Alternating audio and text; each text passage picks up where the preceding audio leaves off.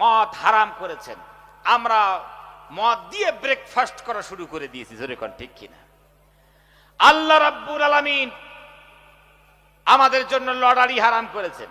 ওই সর্বনাশ, লটারির টিকিট না কাটলে ঘুমিয়ে আসে না, ঠিক কিনা? জোরে কোন। এই এলাকায় আলহামদুলিল্লাহ লটারি ফটারি কেউ কাটে না, একটা ভালো এলাকা। কি করেন আপনারা, কাটে নাকি? হ্যাঁ, লটারি জানেন আপনার, লটারির টিকিট জানেন? ওই সর্বনাশ দেখেন, 50 টাকায় 100 টাকায় 1 কোটি। হা হা, কি স্বপ্ন রে, আল্লাহ জানে। এই যুবকরা সারাদিন ধরে কোন কারখানায়, কোন মাঠে, কোন বিল্ডিং এ কাজ করার পর 400-500 টাকা রোজগার করে বাজারে যাইবি। আল্লাহ রাব্বুল আলামিন লটারি হারাম করেছেন, এখন আমরা লটারির বাজার খুলে দিয়েছি। ওখানে যাওয়ার পর একখানা লটারি এরকম টাকার মতো বান্ডিল থেকে একখানা লটারির বান্ডিল নিয়ে দিয়ে চুমু দিবে, এরকম করে চুমু দিবে। দেওয়ার পর বলবে বিসমিল্লাহির রহমানির রহিম।